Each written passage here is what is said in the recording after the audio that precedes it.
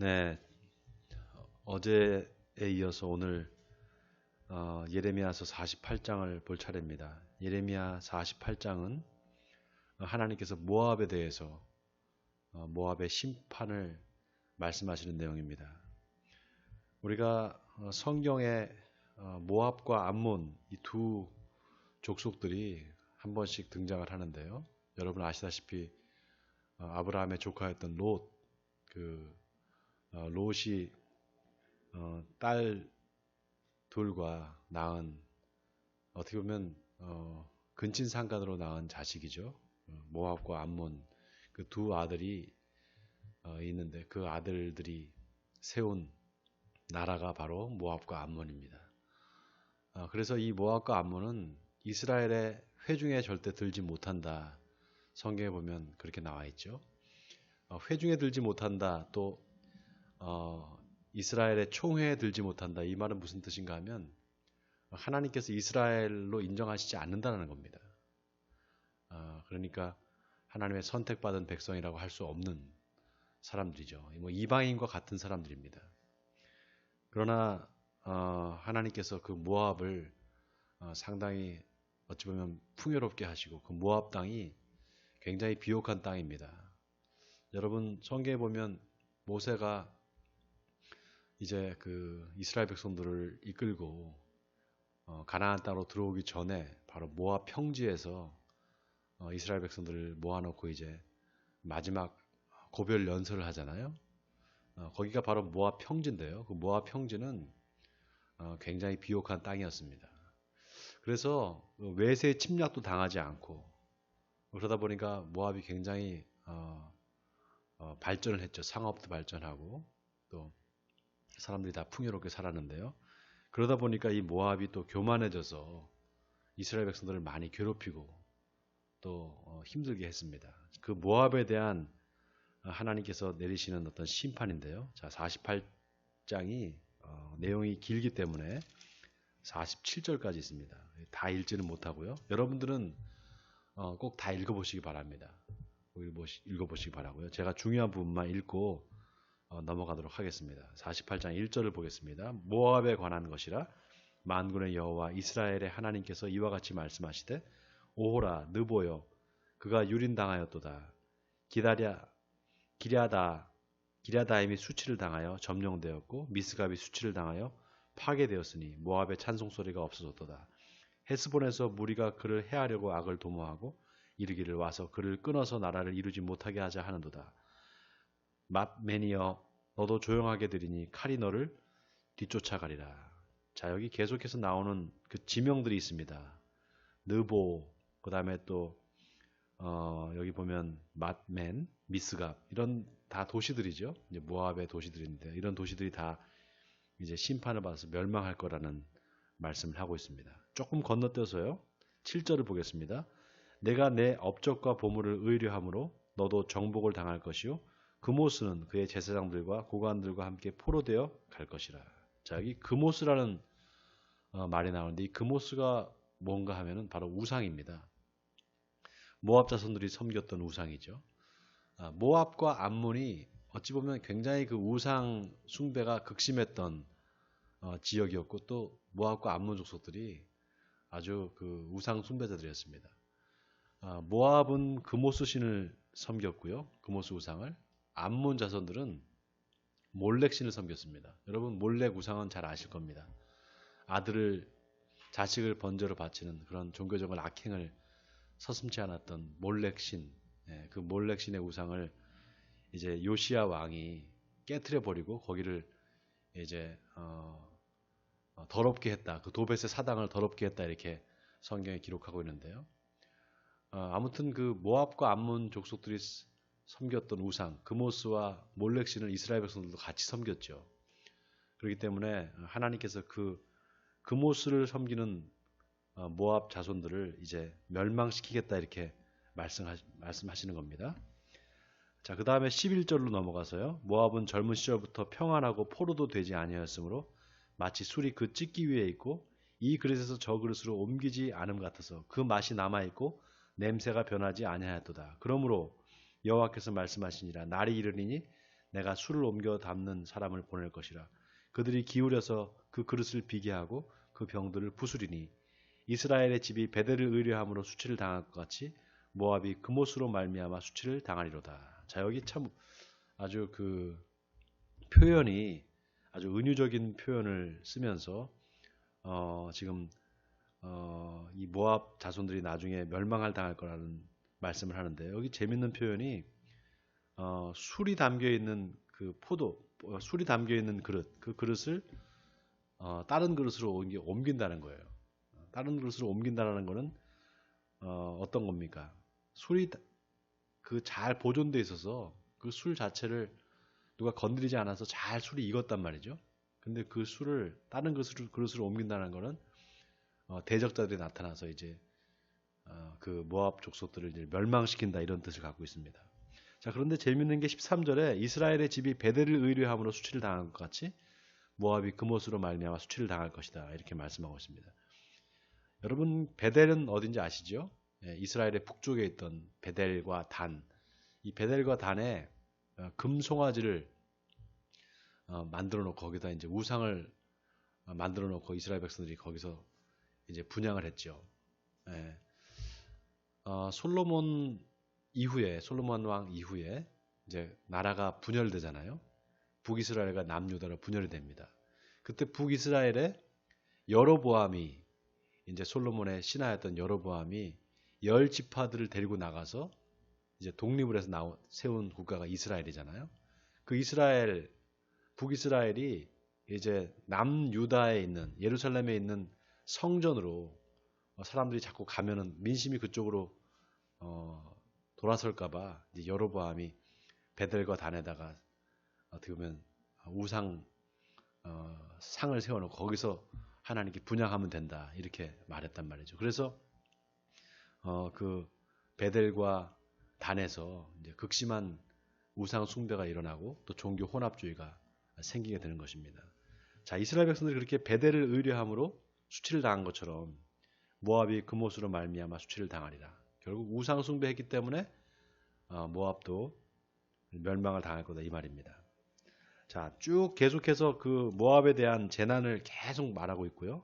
조금 넘어가서 이제 38절을 보겠습니다. 38절에. 자, 제가 이렇게 넘어가지만 여러분들은 성경을 계속해서 쭉 한번 읽으시기 바랍니다. 이 예레미야 이제 52장까지 있는데요. 이제 거의 다 우리가 왔는데, 여러분, 제가 자꾸 이렇게 성경을 읽으라고 하는 이유가 있습니다. 그냥 지금 읽을 때 아무 의미 없이 여러분들 읽을 수 있겠지만 언젠가 하나님 말씀이 생각나는 때가 있어요. 그래서 그때 내가 그 성경을 봤는데 이 말씀이 그 말씀이구나라는 것을 하나님께서 깨닫게 하실 때가 있습니다. 그렇기 때문에 여러분들이 계속 성경을 읽고 그 성경의 내용을 알고 있는 것이 참 중요합니다. 자, 38절을 제가 읽어보겠습니다. 모압의 모든 지붕과 거리 각처에서 슬피 우는 소리가 들리니 내가 모압을 마음에 들지 않는 그릇같이 깨뜨렸습니다. 여호와의 말씀이니라. 어찌하여 모압이 파괴되었으며 어찌하여 그들이 애곡하는가. 모압이 부끄러워서 등을 돌렸도다. 그런즉 모압이 그 사방 모든 사람의 조롱거리와 공포의 대상이 되리로다. 이는 여호와의 말씀이니라. 보라, 그가 독수리같이 날아와서 모압 위에 그의 날개를 펴리라. 성읍들이 점령을 당하여 요새가 함락되는 날에 모압 용사의 마음이 산고를 당하는 여인 같을 것이라. 모압이 여호와를 거슬러 자만하였으므로 멸망하고 다시 나라를 이루지 못하리로다. 자, 하나님께서는 교만한 자를 낮추시고 겸손한 자를 높이시는 하나님이십니다. 민족들이요, 이스라엘 주변의 그 열강들이 교만해지고, 그래서 하나님의 백성들을 괴롭히거나 또 그것으로 인해서 이제 하나님께 진노를 사고 또 그래서 멸망을 당하는 것을 우리가 이스라엘 역사 또 주변의 열강의 역사를 보면 알 수가 있습니다. 뭐 이스라엘 민족들뿐만 아니라 모든 민족들이 마찬가지죠. 조금 힘이 세지고 강성해지고 하면 어떻게 됩니까? 다른 나라를 침략하고 또 노예로 삼고 그런 식으로 이렇게 어떻게 보면 교만해진다는 거 할까요? 사람도 마찬가지인 것 같아요. 사람도 권력이 생기고 힘이 세지면 교만해집니다. 그러면 결국 하나님을 떠나게 돼요. 하나님의 진노를 사게 되고 결국 그걸로 인해서 징계를 당하고 이제 멸망을 당하게 됩니다. 모압과 같은 또 암몬과 같은 그런 족속들이 그렇죠. 예. 모압 같은 나라는 정말 그 침략을 당하지 않았기 때문에 굉장히 평화로운 그런 삶을 살았단 말이죠. 그런데 그것으로 인해서 산업이 늘어나고 돈이 은금과 그런 재물이 풍부해졌을 때 결국은 이제 우상 숭배를 하게 되고 하나님을 떠나게 되는 그래서 멸망을 당하는 그런 게 결국 그 인간 세상의 역사가 아닐까 생각을 합니다. 개인이나 뭐 국가나 다 마찬가지가 아닐까 싶어요. 자, 이제 45절 읽겠습니다. 도망하는 자들이 기진하여 헤스본 그늘 아래에 서니 이는 불이 헤스본에서 나며 불길이 시온 가운데 나서 모압의 살적과 떠드는 자의 정수리를 사름이로다. 모압이여 내게 화가 있도다. 그모스의 백성이 망하였도다. 내 아들들은 사로잡혀갔고 내 딸들은 포로가 되었도다. 그러나 내가 마지막 날에 모압의 포로를 돌려보내리라. 여호와의 말씀이니라. 모압의 심판이 여기까지니라. 자, 그래도 하나님께서 긍휼함을 베풀어 주시겠다라는 마지막에 약속의 말씀이 있습니다. 마지막 날에 모압의 포로를 돌려보내리라. 하나님께서 완전히 멸절시키고 완전히 그 멸망시키지는 않겠다 이 말씀인 것 같아요. 여러분 우리가 이 성경을 통해서 한 가지 중요한 사실을 깨닫게 됩니다. 우리가 항상 성경을 약속의 백성, 약속받지 못한 이방인들 이렇게 이분법적으로 자꾸 성경을 보게 됩니다. 대표적인 경우가 이삭과 이스마엘의 경우죠. 이삭은 약속의 자녀, 이스마엘은 어때요? 약속받지 못한 자녀. 이렇게 이분법적으로 보게 되는데요. 그렇게 보게 되면 어떤 생각을 하게 되냐면 구원받은 사람과 구원 못 받지 못한 사람을 마치 하나님의 선택과 저주로 이렇게 이분법적으로 보게 되는 시각을 갖게 됩니다. 그러면은 어떻게 됩니까? 선택받은 사람들 입장에서는 그게 감사하고 은혜인데도 불구하고 나중에는 그게 은혜로 생각되지 않고 당연한 것으로 생각되고 그리고 남을 멸시하고 그리고 이렇게 무시하는 게 그렇게 돼요. 참 놀랍게도 그렇게 됩니다. 교만해지는 거죠. 그래서 항상 우리가 성경을 이렇게 이분법적으로 보면 안 됩니다. 이스라엘 백성들도 마찬가지잖아요. 이스라엘 백성들의 교만 때문에 결국은 이스라엘 백성들은 나라가 없어지고 망해버려요. 그러면 하나님께 선택받은 백성들인데 어떻게 그렇게 망하게 할 수 있느냐. 여러분 생각해 보세요. 남유다와 북이스라엘이 다 망했잖아요. 아수르나 또 바벨론에서 멸망을 당했단 말이죠. 그러니까 하나님의 선택이라는 게 과연 뭘까? 우리가 생각해 봐야 돼요. 그 하나님의 선택이라는 것이 어떤 의미일까? 하나님께서 부르시고 선택받은 그 이스라엘 백성들이 교만해져서 결국 하나님을 떠나게 됐을 때 그 선택이 어떤 의미가 있겠어요? 그냥 하나님께서 그 부르심에 아무런 어떤 응답을 하지 않고 그냥 선택받았으니까 나는 당연히 선택받을 만한 일을 했으니까 선택을 받았겠지 이렇게 생각하는 그런 교만으로 간다면 결국 그 선택이 아무런 의미가 없어지는 겁니다. 결국 멸망을 위한 선택이 될 수도 있어요. 여기서 우리가 중요한 거 하나를 깨달아야 돼요. 하나님께서 부르셨다라는 그 의미는 하나님의 그 은혜 가운데로 초청했다. 하나님의 구원의 역사에 초청받았다라는 의미로 생각하면 됩니다. 그 다음부터가 중요하죠. 하나님과의 만남이 있으면 그 만남이 계속 지속될 수 있도록 그 은혜가 은혜될 수 있도록 우리가 살아야 된다는 것이죠. 성경에서 우리가 그 역사, 이스라엘 백성들의 역사와 또 주변 열강들의 역사를 볼 때 우리가 깨달아야 되는 게 바로 이거인 줄 믿습니다. 교만하지 말고 반드시 하나님의 말씀대로 순종하고 그 은혜에 그 부름에 합당한 삶을 사는 것. 그게 바로 우리 선택받은 사람들, 부름받은 사람들의 당연한 의무가 아닐까 생각합니다. 여러분 오늘 이 48장 말씀을 묵상하시면서 모압 자손들, 왜 그들이 멸망당했는가? 왜 그들이 하나님 앞에 저주를 받게 됐는가? 생각하시면서 오늘 하루도 하나님 말씀에 순종하시는 여러분 되시기를 바랍니다. 그래서 하나님께 영광을 돌리는 저와 여러분이 되시길 주님의 이름으로 간절히 축원드립니다. 우리 같이 기도하겠습니다. 하나님 감사합니다.